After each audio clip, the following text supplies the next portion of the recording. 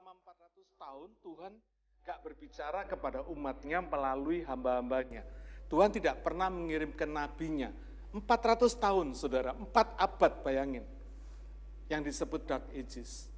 Tetapi ketika malaikat Gabriel mulai menyampaikan pesannya kepada Maria, menyampaikan pesannya kepada hamba-hambanya, saya percaya meskipun 400 tahun itu Tuhan tidak berbicara secara langsung melalui hamba-hambanya, tapi ada orang-orang yang memiliki hubungan rohani yang dekat dengan Tuhan.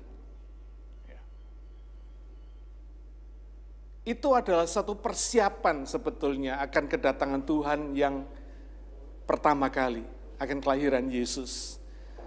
Sehingga ketika malaikat Gabriel datang, saya ambil contoh Maria saja, ketika malaikat Gabriel datang kepada dia, Maria ini enggak kaget, saudara. Karena dia berhasil menjaga hubungan pribadinya dengan Tuhan.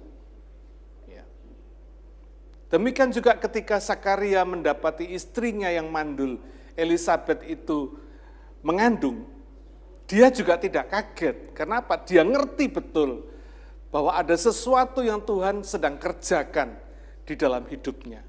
Saudara, di dalam silence seperti itu, Tuhan itu berbicara, tetap berbicara kepada orang-orang yang dekat kepadanya, kepada orang-orang yang menjaga hubungan pribadinya dengan Tuhan. Bahkan ketika Maria membawa Yesus ke bait Allah,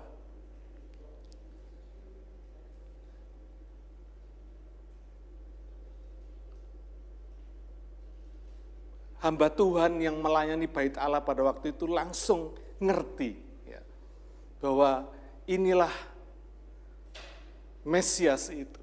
Saudara, dari mana mereka bisa tahu? Saya pastikan Yusuf dan Maria tidak akan gembar-gembor bahwa Yesus ini Mesias atau anak Allah, tidak. Tapi dari mana hamba Tuhan yang melayani di bait Allah ini langsung tahu? Sampai dia berkata, sekarang aku sudah siap untuk menutup mata, katanya.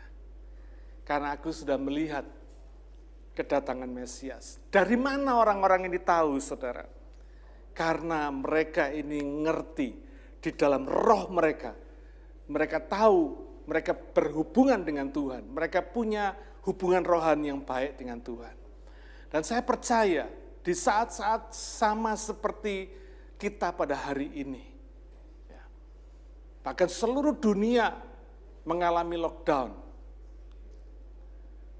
mengalami saat-saat quiet, saat-saat silence. Saudara, saya berharap supaya kita semua anak-anak Tuhan ini juga mempersiapkan diri, amin. Bukan sibuk sendiri, ya. Bukan sibuk mengumpulkan film seri supaya saudara bisa nonton di rumah. Bukan sibuk coba resep-resep baru supaya saudara bisa masak di rumah. Enggak, jangan sibuk karena itu, tetapi biarlah hati kita dipersiapkan makin mendekat kepada Tuhan. Ya. Supaya ketika sewaktu-waktu Tuhan datang, ya, saya tidak berani memprediksi kapan Tuhan datang. Tetapi kalau saudara punya hubungan yang baik dengan Tuhan, He is coming, saudara. Amin. He is coming. Dia sedang datang.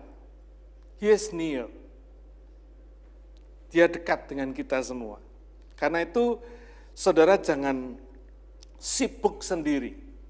Saudara mesti belajar untuk menguasai diri. Ada orang yang nggak betah di rumah. Mau keluyuran terus, saudara ya. Wow. Saya harap nggak ada jemaat kita yang ada di sini seperti itu. Amin. Justru saat-saat lockdown seperti ini, saat-saat di mana kita punya kesempatan untuk tinggal di rumah, inilah saat kita mendekatkan diri kepada Tuhan. Saat kita meningkatkan kualitas ibadah kita kepada Tuhan. saat kita mempertajam sensitivitas, kepekaan kita kepada Tuhan. Supaya ketika Tuhan bicara, ketika Tuhan melakukan sesuatu, kita nangkep, saudara. Gak sampai ketinggalan. Ketika nama saudara dipanggil, saudara ada. Sewaktu-waktu pengangkatan bisa terjadi, kita nggak tahu kapan. Ya. Tapi saya percaya orang yang bisa mendengar suaranya dipanggil oleh Tuhan, itu adalah orang yang sungguh-sungguh menghadapkan hatinya ini kepada Tuhan.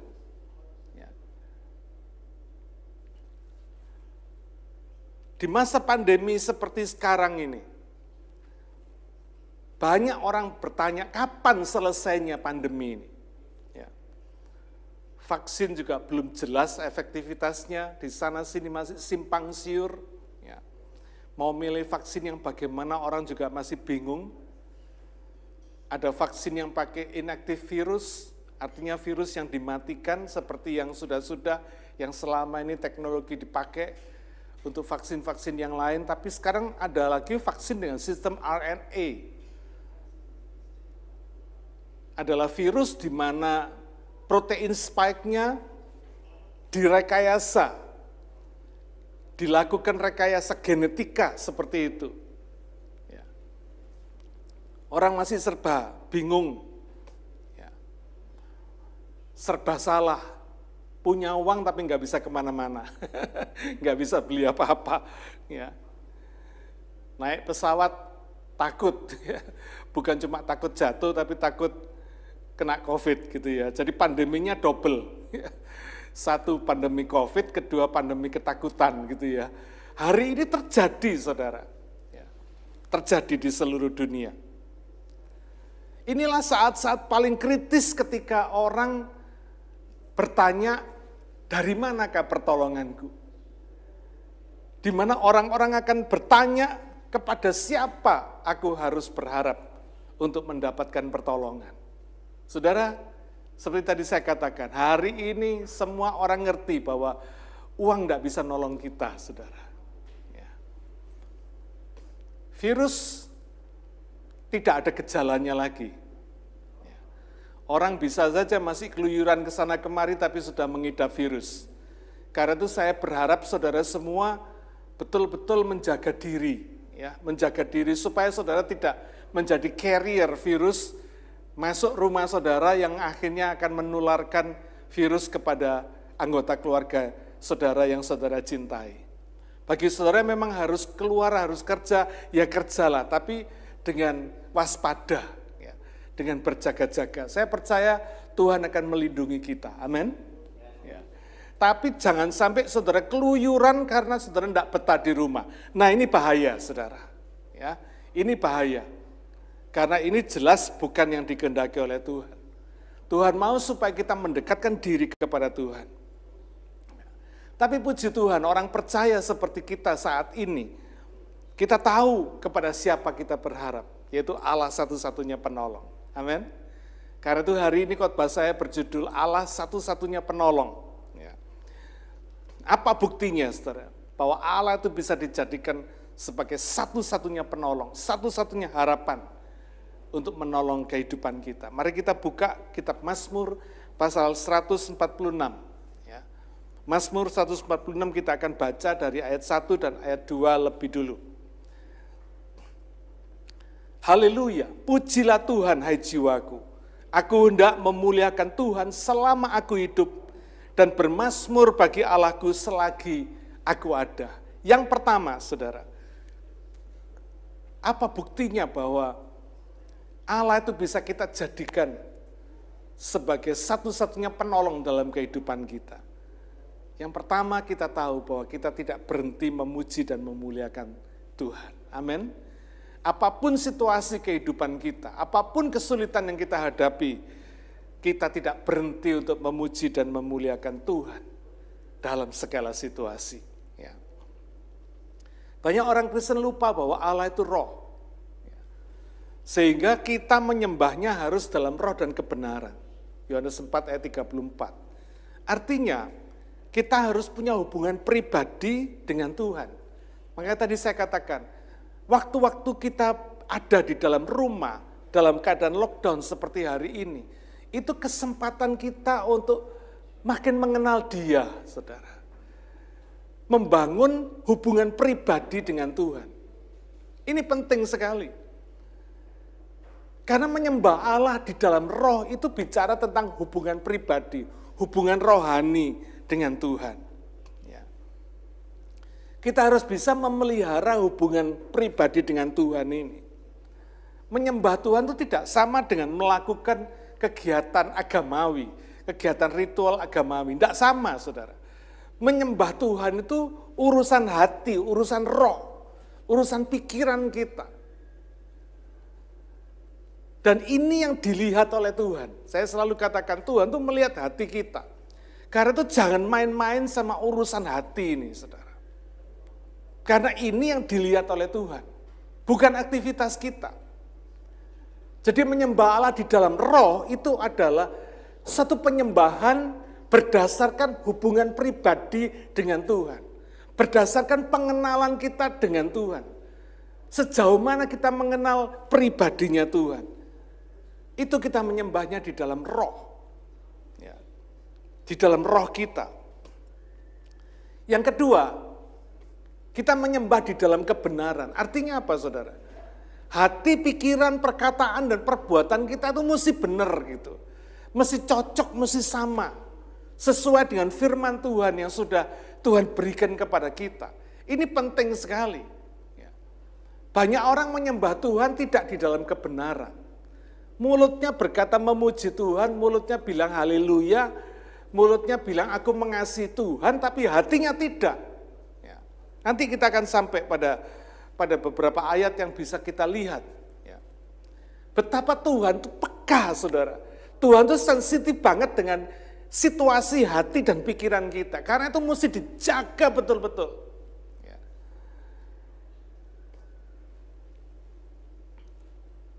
Apa yang kita percaya, apa yang kita pikirkan, apa yang kita katakan, ya harus kita praktekkan di dalam hidup kita sehari-hari.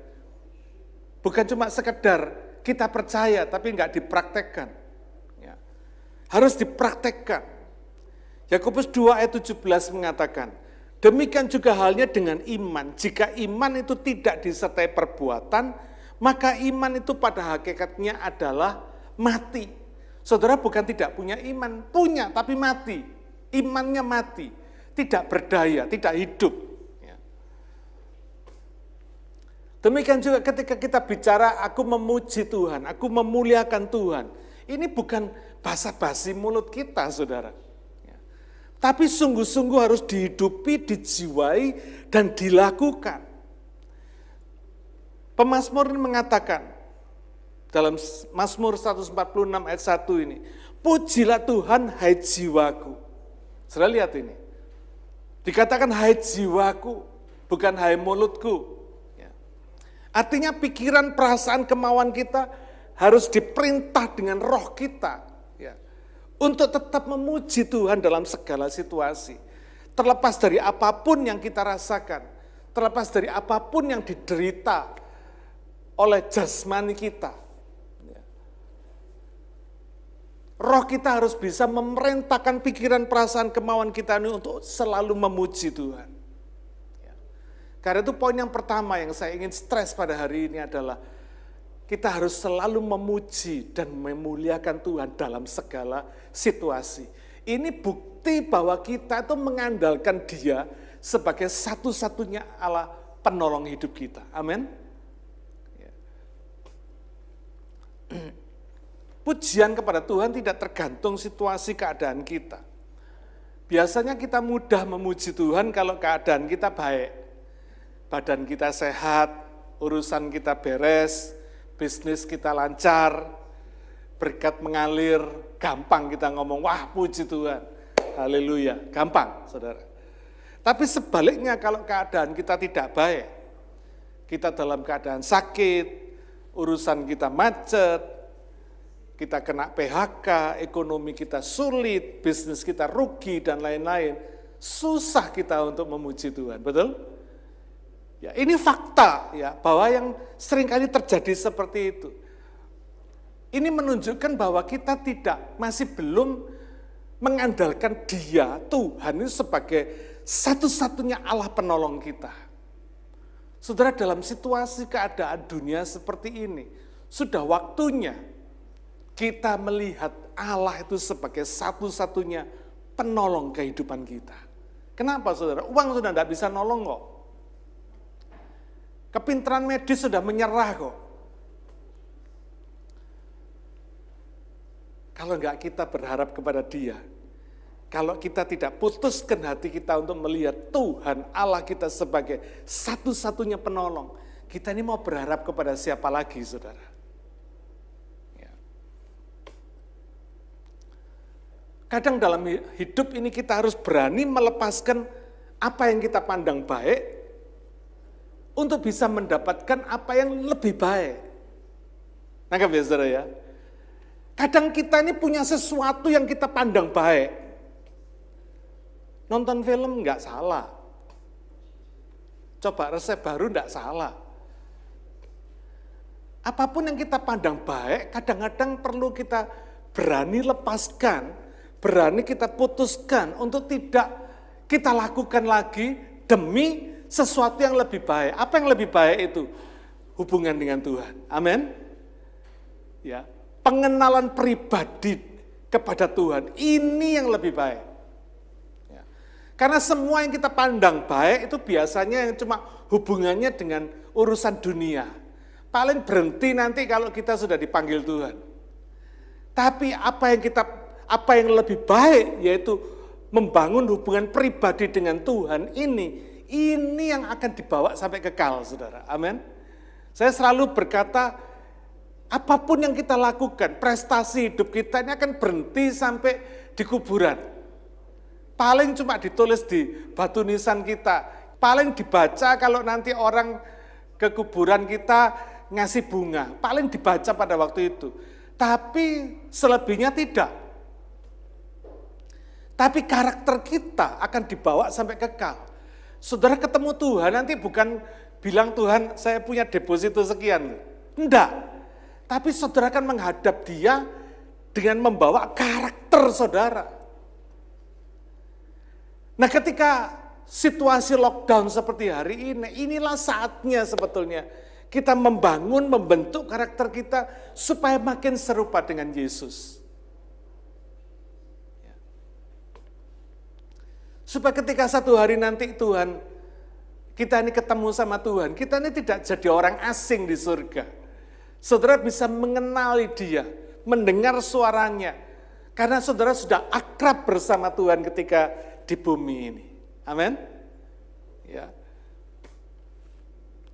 Saudara harus berani melepaskan kepahitan masa lalu, saudara harus berani melepaskan suka duka masa lalu. Ya. Saudara harus berani melepaskan semua kenangan akan prestasi-prestasi hidup saudara pada masa lalu. Bukan karena itu tidak penting, bukan. Tapi karena hidup kita di masa kini dan di masa depan itu lebih penting daripada yang di masa lalu. Amin. Karena masa lalu nggak bisa berubah, saudara nggak bisa rubah masa lalu menjadi seperti apa yang saudara inginkan.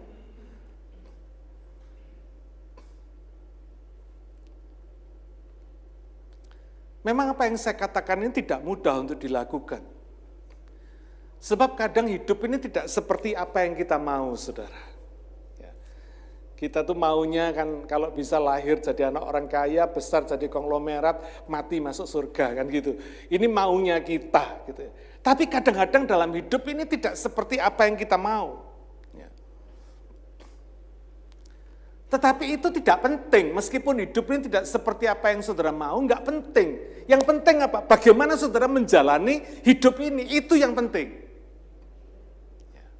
Itu yang penting. Semua kekecewaan, semua tangis, semua air mata di masa lalu itu memang diizinkan Tuhan untuk terjadi. Supaya kita ini jadi lebih kuat, lebih mature, lebih dewasa, lebih tangguh, saudara. Ada peribahasa mengatakan pelaut handal itu ditempa oleh ombak gelombang yang dahsyat. Saudara tidak akan pernah jadi pelaut yang handal kalau saudara tidak pernah mengalami gelombang yang dahsyat.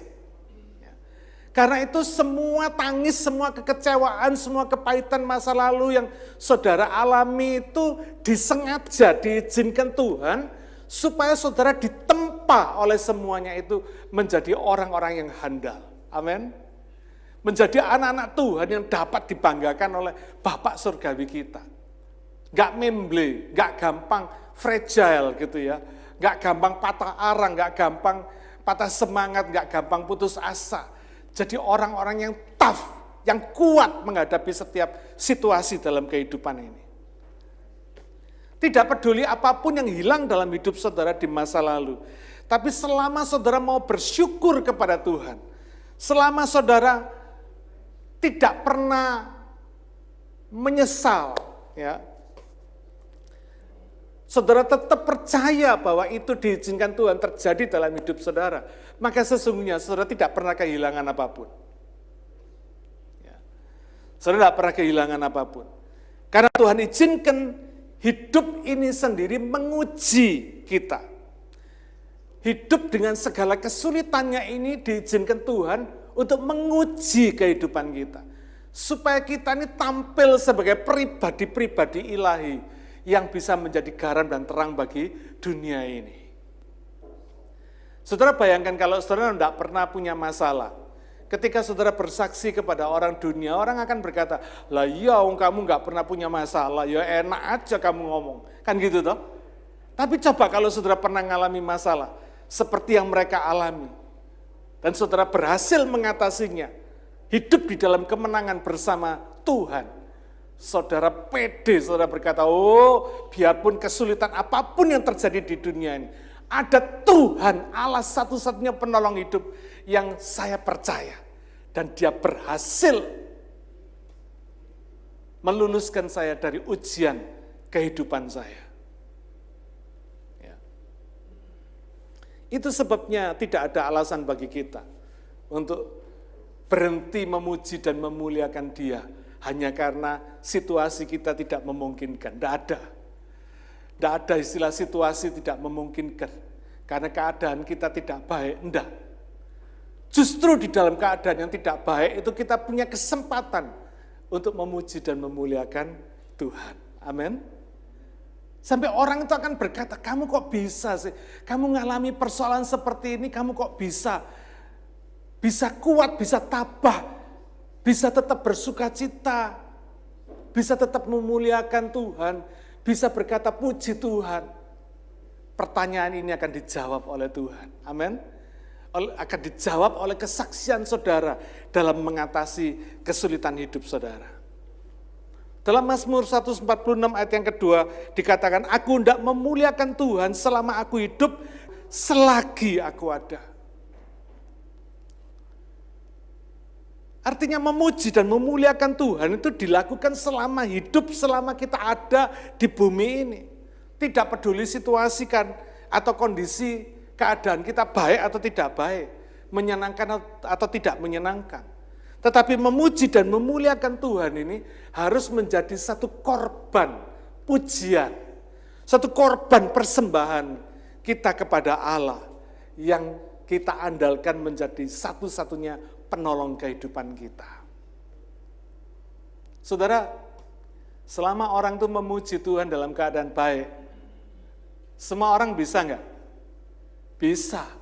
Orang enggak percaya Tuhan pun bisa enggak? Bersyukur kepada Tuhan karena keadaannya baik.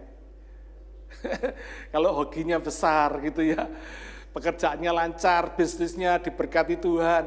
Orang enggak percaya Tuhan pun akan bisa, alhamdulillah, katanya saudara. Bersyukur kepada Tuhan.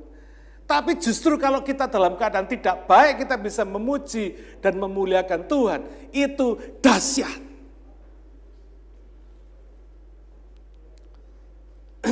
Karena pujian itu menjadi korban persembahan. Ini banyak orang yang tidak ngerti, saudara. Kenapa korban itu, kenapa korban pujian? Kenapa disebut korban pujian? Saya ingin mengajak saudara baca kitab 2 Tawarikh pasal yang ke-29. Kemudian berbicaralah Hizkia. Sekarang kamu telah mentabiskan dirimu. Dalam bahasa Inggris dikatakan, you have dedicated yourself. Engkau sudah menyerahkan dirimu kepada Tuhan. Artinya engkau sudah menjadi anak Tuhan, menjadi umat Tuhan. Ya. Mendekatlah dan bawalah korban-korban sembelihan. Bahasa Inggris dikatakan sacrifices.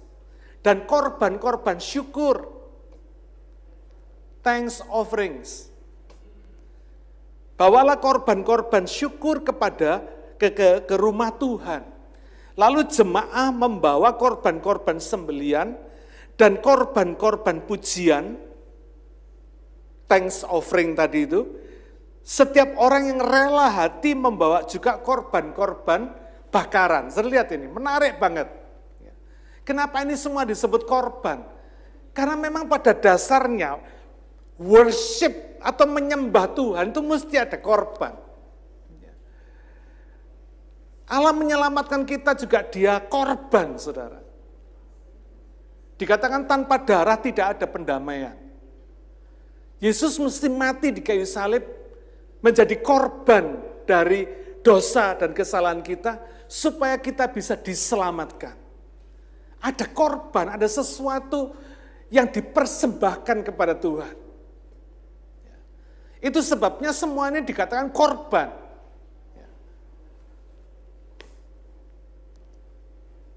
Semua yang dipersembahkan kepada Tuhan disebut korban.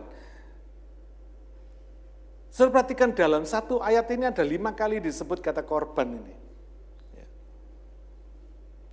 Korban bakaran disebut burnt offerings.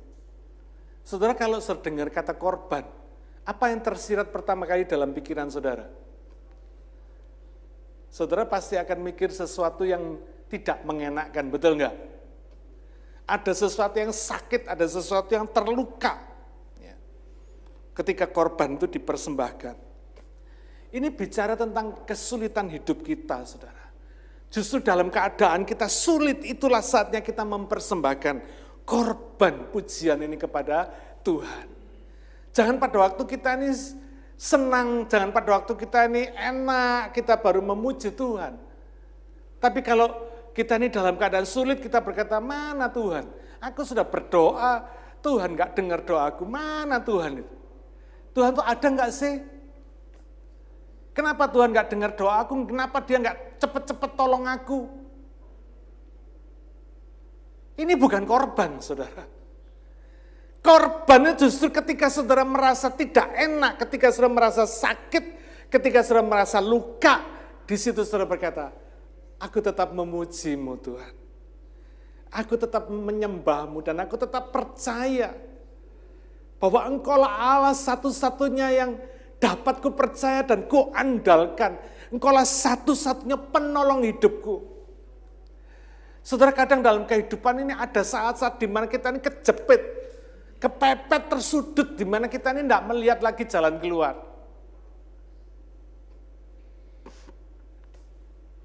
Disitulah saudara menghadapkan hati saudara kepada Tuhan.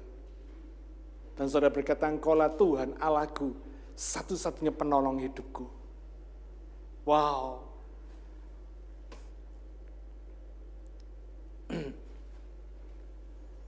Rick Warren pernah berkata begini, every problem is a character building opportunity. Setiap masalah kehidupan kita merupakan kesempatan untuk membangun karakter kita. Karena itu tidak ada alasan bagi kita untuk tidak memuji dan memuliakan Tuhan. Karena Ia selalu merencanakan yang baik untuk kita. Kita worship Dia karena kita percaya kepada pribadinya. Dia yang selalu baik, pasti baik, dan tidak akan berbuat jahat sama saudara. Amin. Ini satu worship, saudara, satu keyakinan di dalam hati kita. Itu sebabnya orang yang bisa berkata seperti ini adalah orang yang punya pengenalan pribadi dengan Tuhan. Sama seperti saudara mengenal seseorang. Kalau ada orang yang gosipin orang ini dengan jelek, saudara kenal dia, kenal dengan baik, saudara berkata, gosip itu, gua nggak percaya. Selama gua kenal sama dia, dia baik. Nggak pernah dia melakukan yang jahat seperti itu. Pengenalan pribadi dengan Tuhan akan membuat saudara yakin dia itu baik, dia selalu baik dan amat baik. Dan tidak pernah dia melakukan sesuatu yang jahat. Dia selalu merencanakan yang baik dalam hidup saudara. Amin. Ini karena saudara punya pengenalan pribadi dengan Tuhan. Kalau saudara nggak punya pengenalan pribadi dengan Tuhan, saudara akan selalu bertanya-tanya, mana sih Tuhan? Ada nggak sih Tuhan? Kenapa gua sudah berdoa tapi Tuhan nggak jawab? Kenapa selama ini Tuhan nggak pernah dengar doa saya? Kenapa nggak cepet-cepet tolong saya? Ini orang yang nggak punya pengenalan pribadi dengan Tuhan, saudara. Tapi kalau orang punya pengenalan pribadi dengan Tuhan, tidak akan ada keraguan sedikit pun di dalam hatinya. Amin. Tidak peduli dia punya keadaan gimana pun juga, mau baik, mau sehat, mau sakit, mau cuan atau mau bocuan, saudara. Dia tetap berkata, Tuhan engkau baik, engkau luar biasa baik, engkau amat baik Tuhan. Saudara, orang yang mengenal dia secara pribadi tidak akan pernah meragukan Tuhan. Amin. Tidak akan pernah, saudara. Karena dia tahu betul Tuhan itu siapa. Karena itu pengenalan pribadi akan Allah ini akan menentukan level percaya kita kepada Tuhan. Sebagai satu-satunya penolong. Saudara ukur sendiri. Ya. Tidak ada satu orang pun yang bisa mengukur level percaya saudara kepada Tuhan. Tidak ada. Saudara sendiri yang tahu. Sejauh mana level percaya saudara. Ini nggak tergantung saudara jadi orang Kristen berapa lama. Nggak tergantung jabatan pelayanan saudara di gereja. Enggak. Tapi ini betul-betul tergantung kepada pengenalan saudara akan pribadinya Tuhan. Ini worship, ini bicara tentang worship, pengenalan pribadi, ini membuat kita gak ragu. Iman percaya kita tuh mantap sama Tuhan. Memuji, itu meninggikan, memuliakan, mengakui perbuatan Tuhan yang besar yang sudah dilakukan kepada kita. Yang sudah kita lihat, saudara. Mazmur 146, ayat yang ke-6 sampai ayat yang ke-8 berkata, Dia yang menjadikan langit dan bumi, laut dan segala isinya, yang tetap setia untuk selama-lamanya, yang menegakkan keadilan untuk orang-orang yang diperas, yang memberi roti kepada orang-orang yang lapar. Tuhan membebaskan orang-orang yang terkurung. Tuhan membuka mata orang-orang buta. Tuhan menegakkan orang yang tertunduk. Tuhan mengasihi orang-orang benar. Saudara, inilah alasan kita memuji dan memuliakan Dia. Memuliakan Tuhan. Karena Dia pencipta langit, bumi, laut, dan segala isinya. Dia pencipta kita, saudara. Dia setia dan Dia tetap setia untuk selama-lamanya. Minggu lalu saya sudah bicara tentang setia itu eksistensinya Tuhan, bukan karakter. Dia adil, ini juga eksistensinya Tuhan. Dia selalu menegakkan keadilan. Dia memelihara kita, Dia memberi roti kepada orang-orang yang lapar. Dia memelihara, menjamin kehidupan kita. Ia membebaskan orang-orang yang terkurung dalam kesulitan, dalam masalah. Saudara, ini Tuhan. Ya. Dia membuka mata orang-orang buta, sehingga bisa melihat dengan jelas. Segala sesuatu bisa dilihat dengan jelas. Dimengerti. Banyak orang tidak menyembah Tuhan, tidak percaya Tuhan. Karena matanya buta.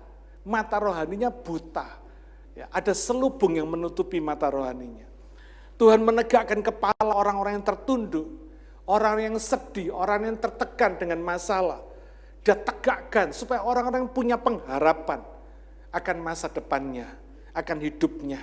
Tuhan itu mengasihi orang-orang benar karena memang Dia Allah yang kasih, Allah adalah kasih. Allah seperti inilah yang layak diandalkan sebagai satu-satunya penolong hidup kita. Itu sebabnya kita selayaknya memuji dan memuliakan Tuhan. Itu sudah sewajarnya sebagai ciptaan yang tahu berterima kasih kepada penciptanya. Kita memuji dan memuliakan Dia. Praktisnya gimana? dengan memaksimalkan hidup dan waktu kita. Ya. Karena hidup ini adalah kesempatan yang tidak boleh disia-siakan. Hidup ini terbatas, saudara. Justru di dalam keadaan yang terbatas ini harus digunakan untuk mempersiapkan hidup kekal, hidup yang tak terbatas. Ya. Banyak orang tidak sadar dalam keadaan yang terbatas di bumi ini, itulah kesempatan kita untuk mempersiapkan hidup yang tak terbatas. Satu hari ada seorang petualang tiba di satu kota. Dia lihat, dia heran di kota ini.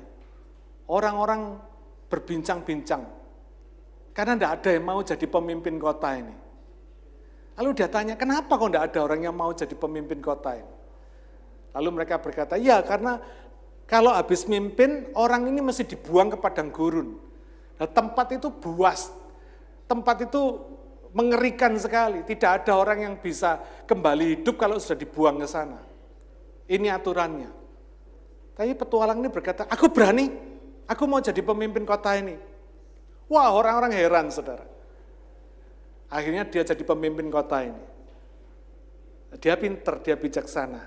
Tahun pertama, dia mulai ubah padang gurun yang begitu mengerikan itu menjadi taman yang ada sumber airnya dan ditanami bunga-bunga.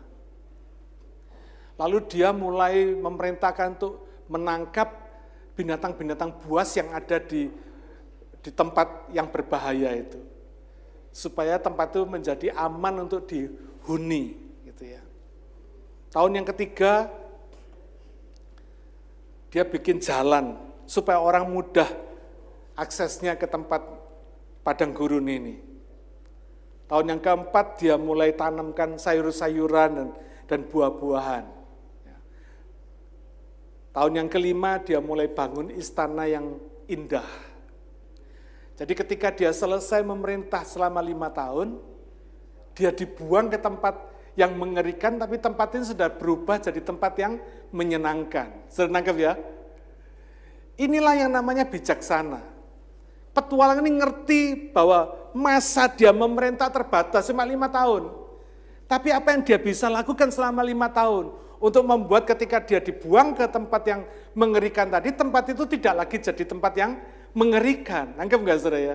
Jadi tempat yang menyenangkan. Orang bisa ke sana, anak mantu cucunya bisa datang ke tempat dia sewaktu-waktu karena jalannya sudah ada, sudah tidak ada yang berbahaya. Saudara, ini gambaran, cerita ini cuma gambaran betapa bijaksananya petualang ini. Waktu memimpin kota itu terbatas cuma 5 tahun, tapi dia bisa mengubah kengerian yang ada, yang terjadi di masa depannya menjadi sesuatu yang menyenangkan. Saudara, demikian juga kita pada hari ini, amin. Masa hidup kita di dunia ini ya terbatas. Mau berapa tahun sih saudara hidup di dunia ini? Paling lama berapa tahun? Kata Alkitab umur kita ini 70 tahun ya. Kalau kuat bisa 80 tahun, kalau ada bonus lagi bisa 90, dan mungkin bisa 100 tahun. Tapi setelah itu kita akan ke tempat, kalau saudara tidak ngerti Tuhan, kalau tidak punya hubungan pribadi dengan Tuhan, tempat itu akan mengerikan sekali saudara. Bukan tempat yang menyenangkan, tetapi tempat yang tidak menyenangkan. Amin. Karena itu pergunakan waktu yang ada ini, yang terbatas ini, untuk betul-betul saudara yakinkan diri saudara, saudara nanti akan ke tempat yang menyenangkan.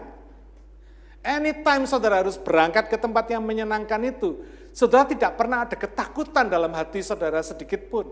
Karena saudara tahu saudara sedang pergi ke tempat yang menyenangkan. Surga yang mulia. Amin. Kalau petualang ini bisa mempersiapkan masa depannya dengan bijaksana, bagaimana dengan kita? Bagaimana dengan saudara dan saya? Saudara, Tuhan itu Allah yang dapat diandalkan. Dia akan menolong kita. Amin. Dia akan membuat kita mampu menggunakan waktu yang terbatas ini untuk mempersiapkan hidup yang tak terbatas, saudara. Marilah kita bijaksana. Makanya Tuhan, Alkitab berkata, berikan aku hati yang bijaksana, supaya aku bisa menghitung hari-hari. Saudara, jangan pernah sepelekan kesempatan. Karena mungkin kesempatan tidak kembali lagi dalam hidup saudara. Mari kita siapkan hidup kekal itu dengan baik. Kita lakukan semuanya dengan baik. Ya. Wah, tinggal 2 menit 45 detik. Saya boleh tambahkan ya, biar beres tuntas ya.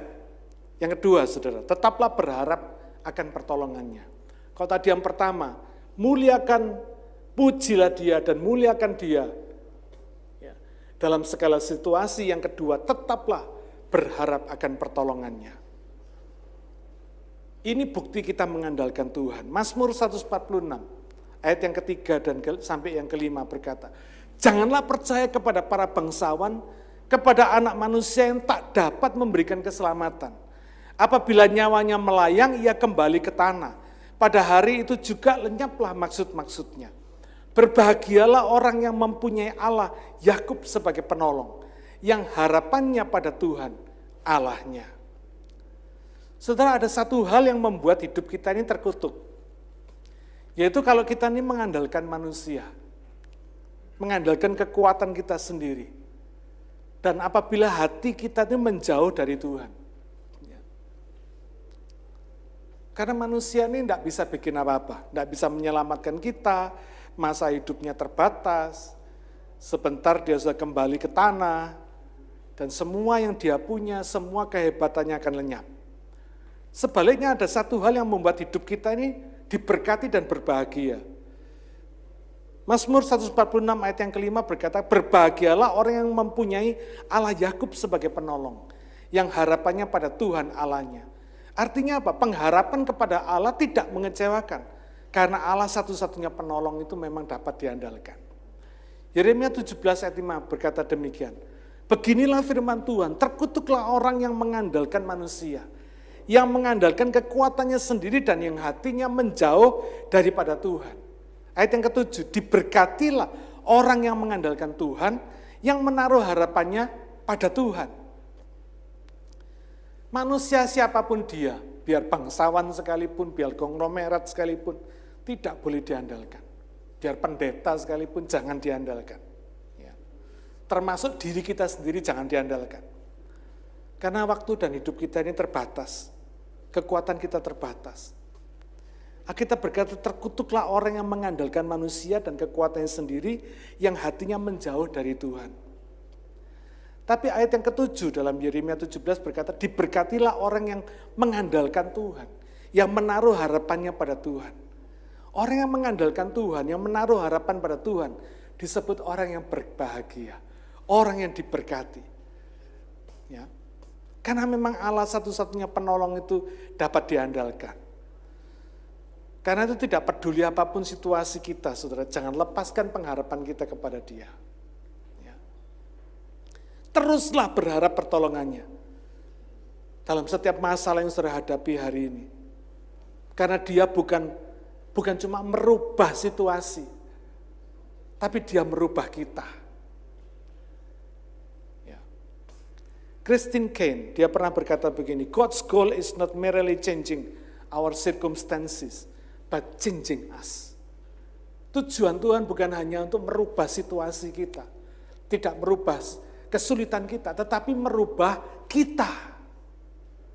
Kadang-kadang situasi kita enggak berubah, kesulitan kita tidak berubah, tapi kita yang berubah. Kita yang dirubah Tuhan. Melalui kesulitan tadi, melalui ujian hidup kita. Tuhan membuat kita makin mengasihi Dia. Sebelum saya akhiri, saya mau tanya sama saudara, kalau saudara boleh milih, tentu kita akan pilih Tuhan mengubah situasi kita dan mengubah kita, betul nggak? Ya. Mengubah kesulitan kita, menolong kita dan juga mengubah kita. Itu kalau kita boleh milih. Tapi kadang hidup ini kita nggak bisa milih, saudara, betul? Ada banyak hal dalam hidup ini saudara tidak bisa milih. Saudara nggak pernah inginkan tiba-tiba saudara kecelakaan. Saudara nggak pernah kepingin tiba-tiba saudara sakit. Saudara nggak pernah berharap tiba-tiba saudara di PHK. Hidup ini banyak hal yang kita tidak bisa milih, saudara. Sejak dari awal Tuhan itu sudah memperingatkan kita, saudara tidak bisa milih mau jadi laki atau perempuan, mau lahir di keluarga yang mana, jadi bangsa apa, saudara tidak bisa milih. Ini merupakan peringatan Tuhan bahwa hidup ini ada bagian-bagian di mana kita tidak bisa milih. Nah pertanyaannya sekarang, kalau kita tidak bisa milih, mana yang lebih penting? Tuhan mengubah situasi kesulitan saudara, atau Tuhan mengubah saudara? Maksudnya Tuhan tidak mengubah situasi saudara, tapi Tuhan mengubah saudara. Atau Tuhan mengubah situasi saudara, tapi tidak mengubah saudara. Saudara milih mana? Siapa yang milih Tuhan tidak mengubah situasi saya, tapi mengubah saya? Puji Tuhan. Siapa yang milih Tuhan mengubah situasi saya meskipun Tuhan tidak mengubah saya? Ya. Saudara, ini kembali kepada pemikiran kita. Ya. Mana yang lebih bermanfaat bagi hidup kekal kita? Amin. Saudara, diubah situasi kesulitan saudara tidak menjamin hidup kekal saudara menjadi tempat yang menyenangkan. Kalau saudara nggak berubah, betul? Percuma. Saudara bebas dari kesulitan, situasi saudara baik, tapi saudara masuk neraka, ya percuma. Saudara, ya. Kalau saya lebih milih Tuhan tidak merubah situasi saya, tapi Tuhan selalu mengubah saya. Supaya saya bisa hidup bersama Tuhan. Karena itu stop komplain sama Tuhan. Jangan teruskan komplain sama Tuhan. Percayalah apapun yang terjadi dalam hidup saudara itu pasti baik. Ya. Karena Tuhan merencanakan yang terbaik untuk anak-anaknya yang mengasihi Dia. Tuhan mengasihi orang-orang benar. Sebentar lagi kita akan nonton sedikit video. Sudah ada ya videonya ya? Ya, saudara lihat video ini. Video ini tentang Master Chef. Ya, saudara tahu siapa ini? Gordon Ramsay. Ya. Silakan. Getting served karma. Are you really blind? Yes, chef, I am. Gee, you cause a stir out there, literally. Yeah, I didn't mean it actually. Some hot water for celebrity chef facing some payback. Everyone thought, how is this girl going to cook blind? You're going to be judged like everybody else in this competition. Yes, chef. Richard, come here! Come here! Stop! That's what we're serving. Get a grip and wake up! What kind of a gives a live crab to the blind chick? Let's give it to her. No more Mr. Nice Guy. I'm freaking out for her. It pierced me. She's like very easily flustered. What the hell is going on? Honestly, chef, there's just no excuse. I was flustered. A dream, she says, that turned into a real kitchen nightmare. No one ever really thought that it could be this big. We did not grant her any advantages. Are you stupid? I hate his face. I want to prove you did try to screw me. I'm sorry, can you tell me where I had put the green onion? Green onion. Still in the bowl? And maybe he really wants her out. Get out! I really loved cooking, but I thought it was going to be something I would have to give up. I really have mad respect for that lady. I don't like her. She's weak. I think Christine will win this. As you know, there can only be one winner.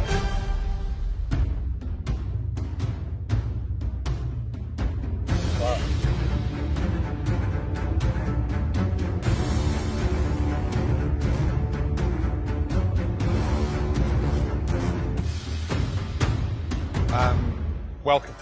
Thank you. First name is? My name is Christine. Christine, you've got 5 minutes to complete that dish. Thank you.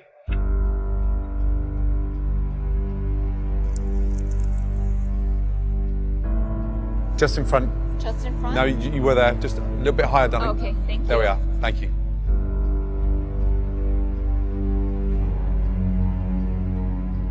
Christine, were you born blind? No, no, chef. When I was maybe about 10 years ago, I was diagnosed with a... I'm sorry, can you tell me where I had put the green onion? The green onion? Still in the bowl? It should be right in front of you. It's right in front of me? Right in front of your hand. There we are. Okay. I started losing my vision around the same time that I started teaching myself how to cook. But every time my vision would decrease, I would have to teach myself again, how do I use the stove or how do I use a knife? My mother was very overprotective of me, and she didn't let me help her in the kitchen at all. She would tell me to stay away from the sharp knives or get away from the hot stove, so I didn't learn to cook with her. I was often embarrassed of the foods that my mom used to pack for me to take to school. Everyone was disgusted that it was smelly, but I regret to this day never having learned to cook from her. My mother actually died when I was 14, and all of a sudden, part of my childhood was gone. And she left me no recipes. I went to a bookstore and bought a used cookbook. I bought a cheap set of knives, pots, and pans, and I started reading these recipes word for word and trying to execute these recipes in my small kitchen. Ever since, I've been trying to recreate her recipes. I love the fact that you're tasting everything. I have to, I can't see. I really loved cooking, but I thought it was going to be something I would have to give up, not being able to see. I couldn't even make something as simple as a peanut butter jelly sandwich. And I remember getting the peanut butter and the jelly all over the counter and not being able to align the two slices of bread together neatly. And I remember throwing away that sandwich and just thinking, like, how am I ever going to cook for myself? The dish does need the sort of stability. It's a staple, done beautifully, but missing the rice. Yes, Chef, I understand. I'm sorry. You know, you're going to be judged like everybody else in this competition. Yes, Chef. In the history of MasterChef, we've never had a blind contestant. Your personal challenge aside, for me, that's one of the most delicious dishes I've tasted in this competition so far. Do you know what I'm going to give you? A white apron. A white apron. Congratulations. Thank you.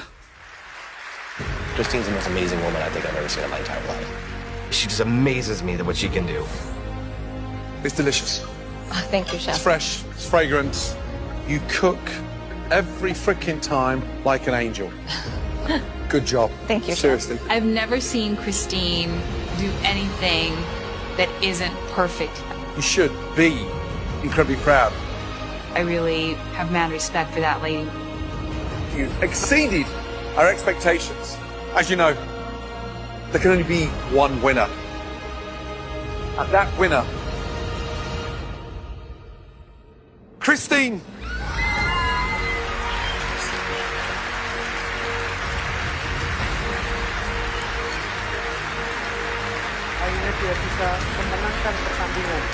Kompetisi When I cook, MasterChef I ini. feel like my mom's spirit is somewhere nearby.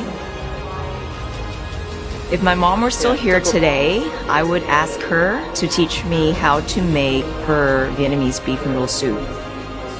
Although each time I make it, it gets better and better, it has yet to still capture the memory of my mom. I think all of these things are a tribute to her and an homage to how my mom viewed food. Whether it's trying to get through challenges to win a cooking competition, to just trying to replicate my mom's beef noodle soup, you just have to try over and over until you succeed. Losing my vision taught me to be more fearless in life. If you can't see how steep the mountain is, then you can't fear it. Everyone is very capable, much more capable than they think they are. Regardless of where you've come from, what challenges you faced, what sort of a hand you're dealt with in life. You shouldn't be afraid to dream big. Your chances of attaining something, if you don't try, is 0%, so you might as well try. Greatest rewards come at the greatest risks. Ya. Saudara lihat, kekurangan fisik tidak menghalangi Christine untuk memaksimalkan hidupnya sehingga dia bisa menjuarai MasterChef. Ya. Inilah salah satu cara kita memuji dan memuliakan Tuhan. Inilah bukti bahwa kita mengharapkan, selalu berharap akan pertolongannya, yaitu dengan memaksimalkan hidup kita. Ya. Tidak peduli situasi sesulit apapun yang kita hadapi hari ini, tidak boleh menghalangi kita untuk memaksimalkan hidup ini. Jangan memble, jangan gampang patah karena kesulitan. Dikit-dikit saudara, ada kesulitan saudara cuti pelayanan. Itu bukan mentality yang bagus saudara. Itu bukan mentality yang baik. Tapi justru ketika saudara menghadapi kesulitan, itulah saatnya saudara sedang diuji oleh kesulitan saudara untuk tampil sebagai pemenang. Justru banyak orang ketika mengalami kesulitan, dia justru bisa memaksimalkan kehidupannya. Percayalah, Tuhan itu punya tujuan yang besar dalam hidup saudara. Dan tujuan yang besar ini lebih besar daripada segala kesulitan saudara. Ini yang harus dicapai. Jadi jangan pernah mundur karena kesulitan. Tetaplah berharap akan pertolongannya. Tetaplah memuliakan, tetaplah memuji Dia. Karena memang Dia Allah satu-satunya penolong hidup kita yang dapat diandalkan. Amin. Mari kita berdoa. Bapa, kami bersyukur karena pelajaran hidup ini mengajar kami untuk makin melekatkan diri kepadamu. Makin memuliakan Tuhan, makin memuji Tuhan, makin berharap akan pertolongan-Mu. Karena kami tahu, Engkaulah Allah satu-satunya penolong hidup kami. Terima kasih Bapa, meteraikan firman-Mu dalam hati pikiran kami semua, supaya kami dapat melakukannya dalam hidup kami. Kami praktekkan iman kami dalam hidup kami. Terima kasih Bapa. Berkati setiap jemaat-Mu, di dalam nama Tuhan Yesus kami berdoa.